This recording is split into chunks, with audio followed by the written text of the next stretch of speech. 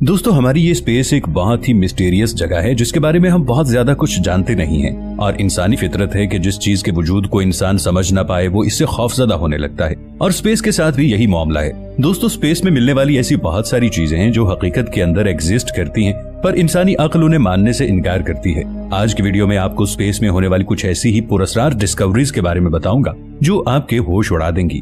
Number 1, PSR B150958 hand of God एक neutron star या Pulsar star है जो कि एक दरमियानी दर्जे के सितारे के फटने के बाद बनते हैं। साल 1982 में नासा की आइंस्टाइन एक्स-रे ऑब्जर्वेटरी ने एक ऐसे पल्सर स्टार को दरियाफ्त किया है जो कि जमीन से 17,000 लाइट ईयर की दूरी पर मौजूद है और 1700 साल पुराना है। ये जिन गैसेज और डस्ट के बने बादलों में यानी नेबुला में मौजूद है वो भी 150 लाइट ईयर जितने बड़े हैं। लेकिन इस न्यूट्रॉन स्टार की खास बात यह है कि ये बहुत तेजी से घूमता है और इसके आसपास मौजूद नेबुला के बादल मिलकर एक ऐसी शेप बनाते हैं जिससे ये किसी इंसान का बहुत बड़ा हाथ मालूम होता है जो कि खला के अंदर मौजूद है। इसलिए इसे हैंड ऑफ गॉड यानी खुदा के हाथ का नाम दिया गया है। नंबर 2, फोमोलहॉट 2।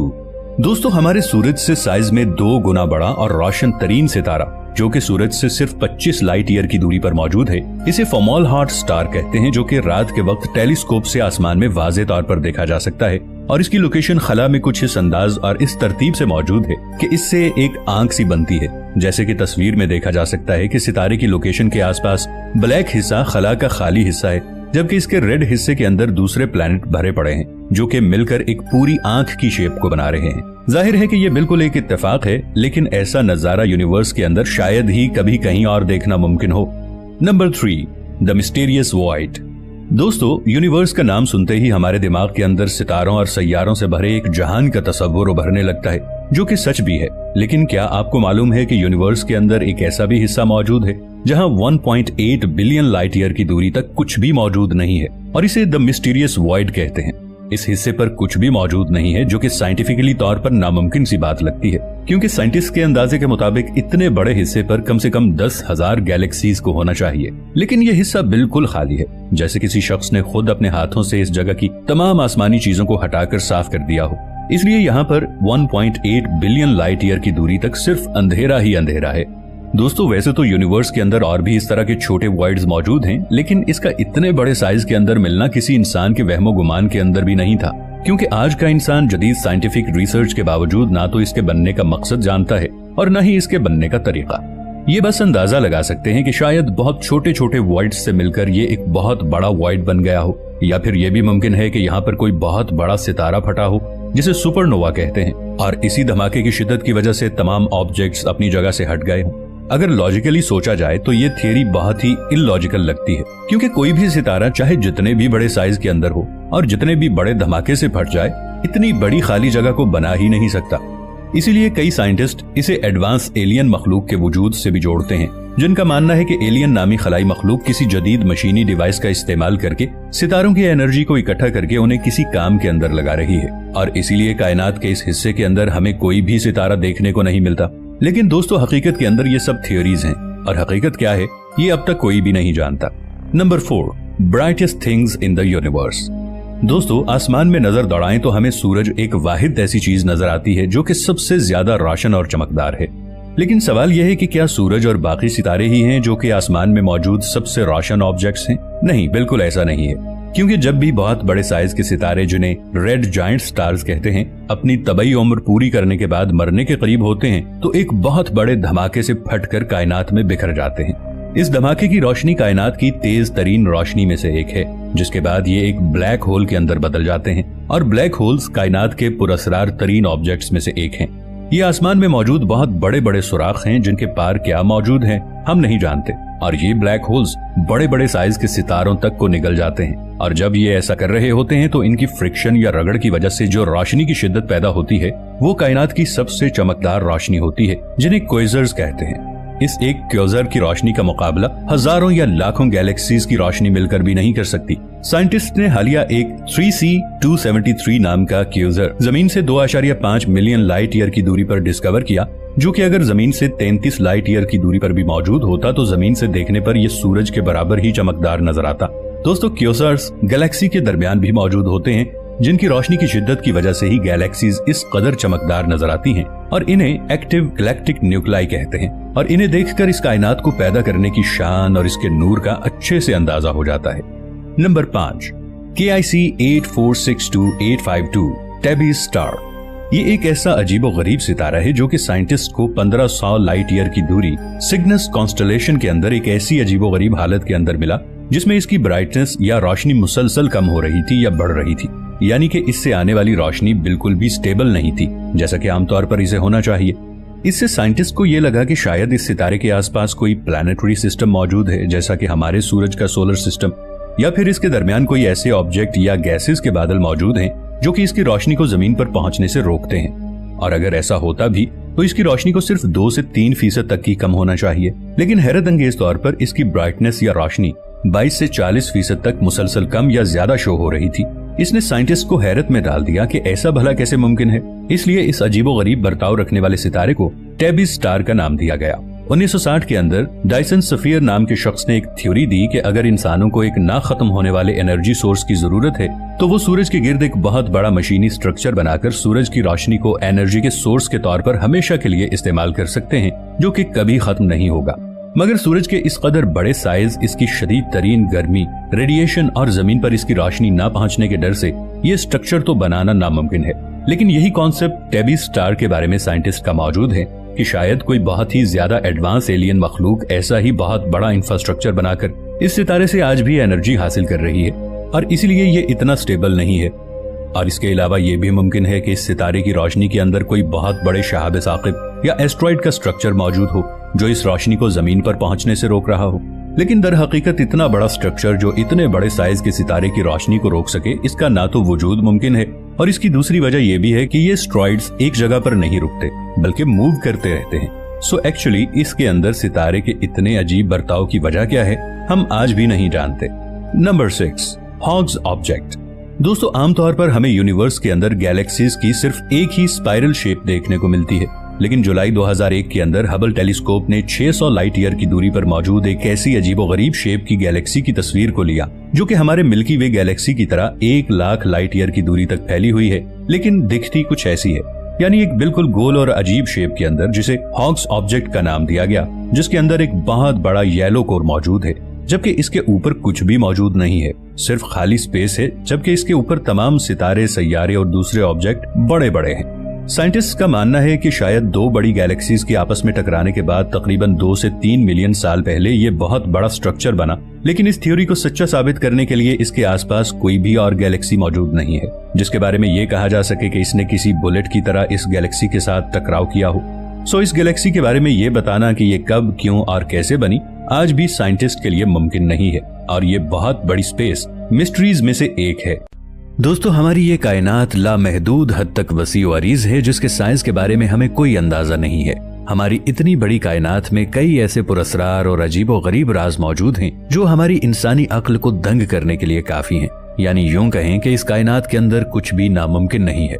सिर्फ हमारी गैलेक्सी मिल्की वे में 250 बिलियन से भी ज्यादा सितारे मौजूद हैं जिनके गिर्द उनके सैयारे चक्कर लगा रहे हैं और फिर उनके गिर्द भी उनके चांद महवे सफर हैं।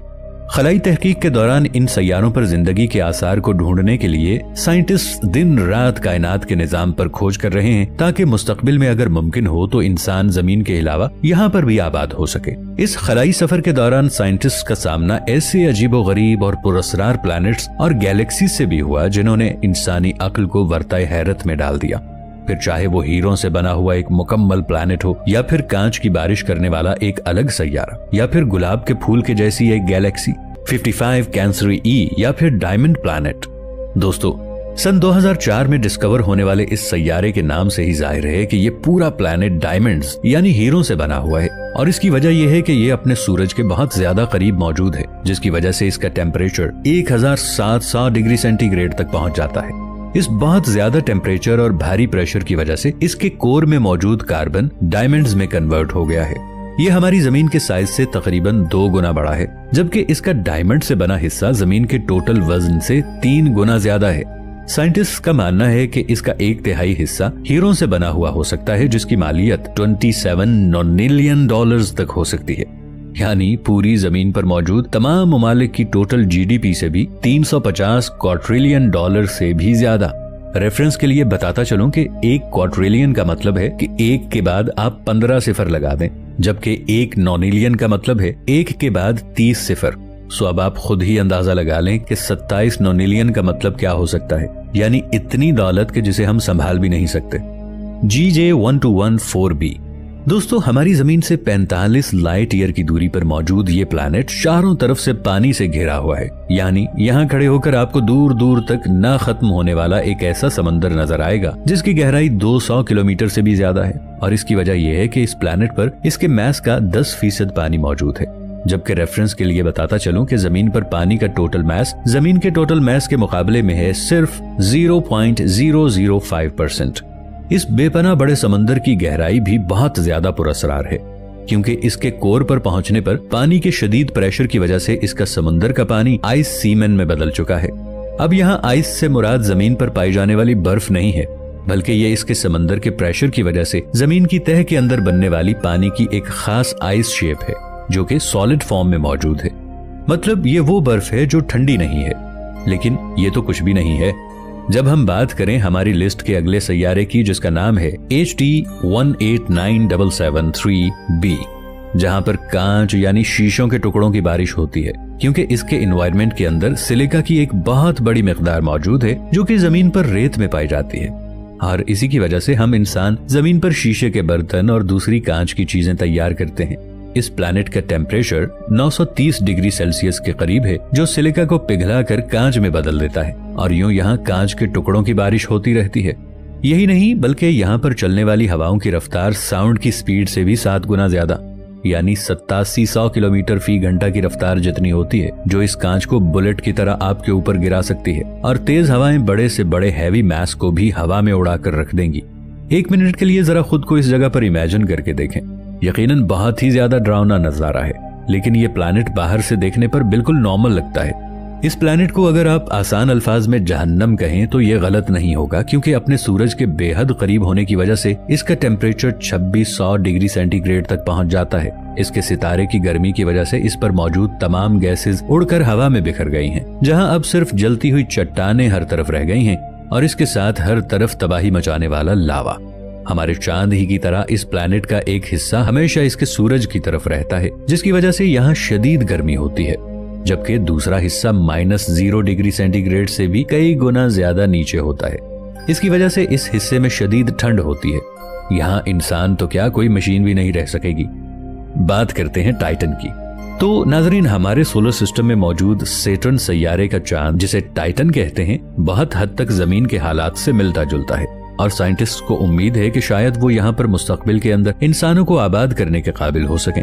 सैटर्न के इस चांद के बारे में हम सिर्फ 20% तक ही जानते हैं। इसका एटमॉस्फेयर बहुत ज्यादा डेंस है और ग्रेविटी बहुत ज्यादा कम, यानी यहाँ आने के बाद आपका वेट बहुत ज्यादा कम हो जाएगा, यानी आपको यहाँ पर चलने के लिए ज्यादा जोर नहीं लगाना पड़ेगा और आप आसानी के साथ पंख लगाकर इस एनवायरनमेंट के अंदर एक परिंदे की तरह भी उड़ सकते हैं। सन 2005 में इस पर मजीद रिसर्च से ये पता चला कि इस पर मीथेन गैस की बनी हुई नदियां और झीलें भी मौजूद हैं। बिल्कुल जमीन की तरह यहाँ पर बारिश भी होती है, लेकिन यहाँ का टेम्परेचर है -1790 डिग्री सेल्सियस, जो कि पानी को पत्थर की तरह जमा सकता है। और इसी टेम्परेचर की वजह से यहाँ पर मीथेन गैस भी लिक्विड हालत में मौजूद है। साइंटिस्ट को यकीन है कि अगर हम इंसान चाहें तो जेरे जमीन यहाँ कॉलोनीज बनाकर टाइटन के एनवायरनमेंट में रहने के काबिल हो सकते हैं। आगे बात करते हैं रोजेट नेबुला की। दोस्तों, हाल ही में रोजेट नेबुला नामी एक गैलेक्सी दरियाफ्त की गई है। इसकी खास बात यह है कि इसकी शक्ल गुलाब के फूल से मिलती जुलती है। इसे खलाई दुनिया में कार्लडवेल 49 भी कहा जाता है और इसमें तकरीबन 200 बिलियन तैरते हुए सैयारे और सितारे हो सकते हैं। जबकि स्वीडन और फिनलैंड से ताल्लुक रखने वाले माहिरीन फल्कियात की टीम ने रोजेटे नेब्यूला का मुशाहिदा करने के लिए मुतादिद जदीद दूरबीनों का इस्तेमाल किया है, जिससे मालूम हुआ कि ये जमीन से 4600 नूरी साल पर वाक़े गैस और धूल का एक बहुत बड़ा बादल है, जो किसी खूबसूरत गुलाब के फूल की तरह दिखाई देता है। दोस्तों, साइंस कहती है कि खला में आजादाना गर्दिश करते हुए सैयारों की तादाद 200 अरब से भी ज्यादा है, लेकिन कुदरत की इस हसीन कायनात में न जाने कितने रंग बिखरे हुए हैं और इंसान इनका तसव्वुर भी नहीं कर सकता। रोजेट नेबुला दिखने में इंतहाई खूबसूरत है और जो भी इसे देखता है बेख्तियार सुबहान अल्लाह पुकार उठता है। यहाँ आपको ये भी बताते चलें कि चंद उलमाए कराम इस नेबुला की तारीफ कुरान मजीद फुरकान हमीद की मदद से भी करते हैं और इस मकसद के लिए वो सूरत उर रहमान की आयत नंबर 37 का हवाला देते हैं। इसमें अल्लाह रब्बुल इज्जत का इरशाद है, और जब आसमान फट जाएगा और फट कर गुलाबी तेल की तिलछट की तरह सुर्ख हो जाएगा। उलमाए कराम आसमान के फटने को खलाई तरक्की से तशबीह देते हैं।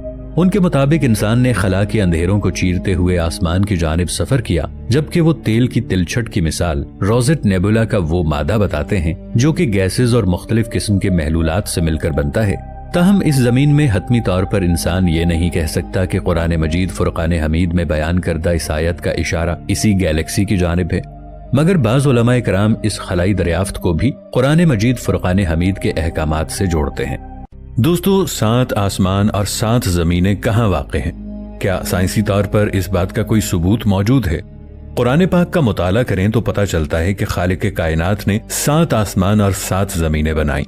अल्लाह ताला ने कुरान में इरशाद फरमाया, वो अल्लाह है जिसने 7 आसमान और 7 जमीनें बनाई। सवाल यह है कि ये 7 आसमान और 7 जमीनें कहाँ हैं? नाज़रीन, सही बुखारी और दीगर कुतुबे अहादीस व सीरत में मुस्तनद हवालों से एक वाक़या मज़कूर है कि हजरत इब्ने अब्बास रज़ियल्लाहु ताला अन्हु के पास एक शख्स आया और उसने 7 आसमानों और 7 जमीनों के बारे में वजाहत मांगी। हजरत इब्ने अब्बास रज़ियल्लाहु अन्हु ने कहा, अगर मैं इस बात का मतलब बता दूं तो मुझे डर है कि तुम कुफ्र के रास्ते पर चल पड़ोगे।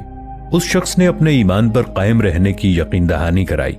इस पर इब्ने अब्बास रज़ियल्लाहु ताला अन्हु ने कहा कि 7 जमीनों से मुराद हमारी जमीन जैसी 7 और जमीनें मौजूद हैं। हर जमीन पर हमारे पैगंबर मोहम्मद सल्लल्लाहु अलैहि वसल्लम की तरह रसूल आए। हजरत आदम अलैहिस्सलाम की तरह वहां भी आदम अलैहिस्सलाम आए। जो लोग इस दुनिया में पैदा हुए वही लोग उन 7 दुनियाओं में पैदा हुए। मुस्लिम अकीदे के मुताबिक इंसान 7 कायनातों में बैक वक्त पैदा होता है। इस बात को यूं समझ लें कि अगर पहले आसमान और पहली जमीन पर एक इंसान फकीर है, यही इंसान दूसरे आसमान और दूसरी जमीन पर बादशाह हो सकता है। वल्लाहु आलम। लेकिन सवाल यह है कि आखिर ये 7 आसमान कहाँ पाए जाते हैं? इमाम गजाली की किताब मुकाशफतुल कुलूब में 7 आसमानों के नामों और इनकी निशानियों के बारे में बताया गया है। नाजरीन, पहले आसमान का नाम रक़िया है और ये दूध से भी ज्यादा सफेद है। आइए साइंस की रोशनी में पहले आसमान को ढूंढने की कोशिश करते हैं। हमारी जमीन सूरज के गिर्द घूमती है। सूरज जैसे बेशुमार सितारे हमारी कायनात में पाए जाते हैं। आसमान पर अरबों खरबों सैयारे और सितारे मिलकर एक ग्रुप बनाते हैं, जिस ग्रुप को गैलेक्सी कहा जाता है। हम इंसान जिस गैलेक्सी में रहते हैं इसका नाम मिल्की वे है। मिल्की वे का मतलब है दूध का रास्ता। दोस्तों, हमारी गैलेक्सी को अगर खला से देखा जाए तो इसका रंग दूध जैसा नजर आता है। इमाम गजाली की तहकीक भी यही बताती है कि पहले आसमान का रंग दूध जैसा सफेद है। लिहाजा कहा जा सकता है कि पहले आसमान और पहली जमीन से मुराद हमारी ही मिल्की वे गैलेक्सी है। नाजरीन, दूसरे आसमान का नाम माऊन है। ये ऐसे लोहे से बना है जिससे रोशनी की शुआएं फूटती हैं। लफ्ज माऊन का मतलब है कश्ती जैसी कोई चीज। सन 1784 में बरतानवी माहिर फल्कियात विलियम हर्शल ने आसमान पर एक ऐसी गैलेक्सी दरियाफ्त की जो कश्ती की शक्ल में थी। इस गैलेक्सी का रंग बिल्कुल आग में तपकर चमकने वाले लोहे जैसा था। इस गैलेक्सी को सिल्वर गैलेक्सी का नाम दिया गया। ये गैलेक्सी जमीन से 30 मिलियन नूरी साल के फासले पर है।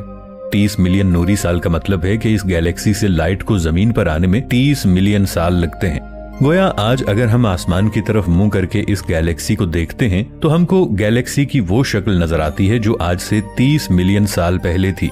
दूसरे आसमान की जितनी भी निशानियां बयान की गई हैं, वो सारी इस गैलेक्सी पर पूरी उतरती हैं। लिहाजा कहा जा सकता है कि दूसरे आसमान से मुराद यही गैलेक्सी है। दोस्तों, तीसरे आसमान का नाम मलकूत है, जो तांबे से बना हुआ है। मलकूत के लफ्ज पर गौर करें तो ये लफ्ज मलाइका से निकला है। हदीस के मुताबिक मलाइका के यानी फरिश्तों के परिंदों जैसे पर होते हैं। 1835 में बरतानवी माहिर फल्कियात सर जॉन फ्रेडरिक ने एक ऐसी गैलेक्सी दरियाफ्त की जिसकी शक्ल उड़ते हुए परिंदे जैसी थी। इस गैलेक्सी को देखकर बिल्कुल ऐसा लगता था जैसे कोई फरिश्ता उड़ता हुआ जा रहा है। इस गैलेक्सी को कॉन्डोर गैलेक्सी का नाम दिया गया। इस गैलेक्सी में 2 ब्लैक होल्स पाए जाते हैं। इन 2 ब्लैक होल्स को बाइनरी ब्लैक होल्स कहा जाता है। बाइनरी ब्लैक होल की ताकत सिंगल ब्लैक होल से कई गुना ज्यादा होती है। दोस्तों, हम अपनी दूसरी वीडियोस में बता चुके हैं कि ब्लैक होल्स दूसरी दुनियाओं को जाने का रास्ता है। इस्लामी तालीमात हमें बताती हैं कि फरिश्तों की दुनिया को आलम जबरूत कहा जाता है। कॉन्डोर गैलेक्सी में बाइनरी ब्लैक होल का पाया जाना इस बात को जाहिर करता है कि फरिश्तों की दुनिया को जाने वाला ये ब्लैक होल इसी गैलेक्सी में है। एक मोहतात अंदाजा लगाएं तो कहा जा सकता है कि तीसरा आसमान दरअसल कॉन्डोर गैलेक्सी ही है। दोस्तों, चौथे आसमान को ज़हरा का नाम दिया गया है। ये आसमान चमकदार सफेद चांदी से बना है। जमीन से 11.5 मिलियन नूरी साल के फासले पर स्कल्प्टर गैलेक्सी पाई जाती है। इस गैलेक्सी का रंग चांदी जैसा होने की वजह से इसे चांदी का सिक्का भी कहा जाता है। इसलिए हम कह सकते हैं कि स्कल्प्टर गैलेक्सी ही दरअसल चौथा आसमान है। दोस्तों, 5वें आसमान का नाम है मसहरा। ये आसमान सुर्ख सोने से बना है। सदियों तक आसमान देखने वाले साइंसदानों का कहना था कि आसमानों पर कोई ऐसी गैलेक्सी नहीं है जो सुर्ख रंग की हो। हाल ही में 2 ऐसी गैलेक्सीज की तस्वीर सामने आई हैं जो देखने में सुर्ख सोने जैसी नजर आती हैं। इन गैलेक्सीज का नाम RS13 और RS14 है। दोस्तों, छठे आसमान का नाम खालिसा है। ये आसमान चमकता मोती जैसा है। 1881 में फ्रांसीसी माहिर फल्कियात चार्ल्स मेसियर ने एक ऐसी गैलेक्सी दरियाफ्त की जिसकी शक्ल बिल्कुल किसी चमकदार मोती की तरह थी। इस गैलेक्सी को मेजर 89 का नाम दिया गया। अगर इस गैलेक्सी पर गौर करें तो पता चलता है कि छठा आसमान यही गैलेक्सी है। दोस्तों, 7वें आसमान का नाम लाबिया है। यह आसमान सुर्ख याकूत का बना हुआ है। साइंस की दुनिया में 7वें आसमान को तलाश करें तो पता चलता है निकोलस लुइस नामी फ्रांसीसी माहिर फल्कियात ने 1752 में एक ऐसी गैलेक्सी दरियाफ्त की जिससे सुर्ख याकूत जैसी रोशनी निकल रही थी। इस गैलेक्सी को बाद में फ्रांसीसी माहिर फल्कियात चार्ल्स मेसियर ने साउदर्न पिनव्हील का नाम दिया था। लेकिन अगर देखा जाए तो इन गैलेक्सीज के क्लस्टर से मजीद दुनियाएं वजूद में आती हैं जिन्हें आज तक इंसानी अक्ल समझ नहीं सकी।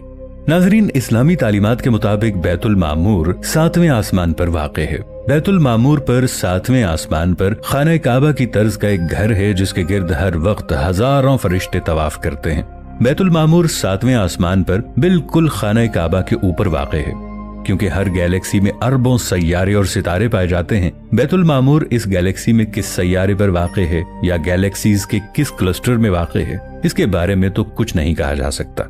क्योंकि खालिक कायनात की कुर्सी का ही अगर जिक्र किया जाए तो उसके सामने इस कायनात की हैसियत बिल्कुल इसी तरह है कि जैसे दुनिया के सबसे बड़े सहरा में एक अंगूठी रख दी जाए तो कुर्सी और इस कायनात की मिसाल ऐसी हो सकती है। और फिर इन सब से ऊपर वो रब जिसने ये सब कुछ पैदा किया। और सिदरतुल मुंतहा वो मकाम है जिधर मखलूक की हद खत्म हो जाती है। सिदरतुल मुंतहा से आगे जिब्राइल अलैहिस्सलाम भी नहीं जा सकते। सिदरतुल मुंतहा से आगे जाने के लिए अल्लाह ताला की खास इजाजत की जरूरत होती है। नाजरीन, आज की वीडियो में हमने आपको अपनी कायनात में मौजूद 7 आसमानों और 7 जमीनों के बारे में बताया। लेकिन अल्लाह ताला की ये अजीम कायनात सिर्फ यहीं तक महदूद नहीं है। जहाँ से हमारी जमीनों और हमारे आसमानों की हद खत्म होती है, वहीं से दूसरी दुनियाओं की हद शुरू हो जाती है। अल्लाह ताला कुरान पाक में नबी पाक सल्लल्लाहु अलैहि वसल्लम के बारे में फरमाते हैं कि हमने आपको तमाम दुनियाओं के लिए रहमत बनाकर भेजा। सवाल यह है कि अल्लाह ताला कौन सी दुनियाओं का जिक्र फरमा रहे हैं। आज की साइंस इन तमाम दूसरी दुनियाओं को पैरेलल यूनिवर्स कहती है, जो कि गैलेक्सीज के मेगा क्लस्टर से वजूद में आती हैं। कदीम इस्लामी किताबों को देखें तो पता चलता है कि जिस दुनिया में हम इंसान रहते हैं इसको आलम नुसूद कहा जाता है। जिस दुनिया में अल्लाह ताला ने जन्नत और दोज़ख बनाए हैं इन्हें आलम मलाकूत कहा जाता है। इसी तरह आलम जबरूत और आलम लाहूत है। लेकिन सवाल यह है कि ये पैरेलल यूनिवर्स कहाँ पाई जाती है और इन दुनियाओं में कौन सी मखलूक आबाद है। इन तमाम सवालात के जवाब